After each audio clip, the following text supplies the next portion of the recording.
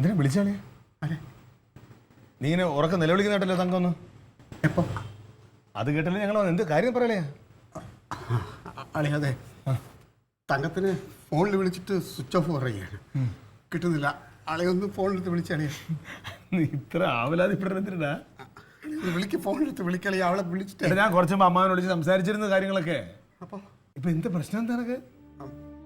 രാവിലെ വിളിക്ക് വരൂലേ? നീ ഇങ്ങനെ ടെൻഷൻ അടിക്കണതിന്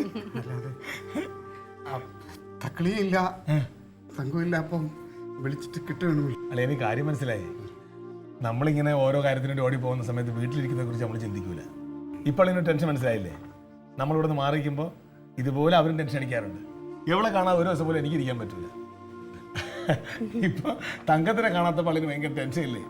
അളി ഇങ്ങനെ 8 ദിവസം 10 ദിവസമൊക്കെ ഡൽഹിയിലും എറണാകുളത്തൊക്കെ പോയി നിൽക്കൂലേ? അപ്പോൾ ഓരോ ദിവസങ്ങളിലും ഓരോ നിമിഷവും അവൾ ഇതുപോലെ ടെൻഷൻ അടിച്ചിരിക്കും. അവളെ ആശ്വസിപ്പിക്കലായിരുന്നു അന്ന് നമ്മുടെ പരിപാടി. ഇന്നിപ്പോൾ അളിനെ ആശ്വസിപ്പിക്കാൻ വന്നേക്കാണ്. അവിടെ വന്ന് കിടക്കും. എന്ത് കിടന്നോളാം. എന്ത് കുഴപ്പമില്ല,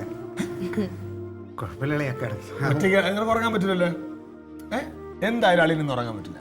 എൻ്റെ ഉറക്കം പോയി. നീ പോയി കിടന്നോ. ഞാനും എൻ്റെ അളിനും കൂടെ പഴയ കാര്യങ്ങളൊക്കെ പറഞ്ഞ് പഴയ ക്ലീറ്റുകയും കനകനുമായിട്ട് ഇങ്ങനെ കുറെ നേരം ഇരിക്കട്ടെ. എന്റെ പൊന്നളിയാ, ഇത്രയുള്ള നമ്മളൊക്കെ.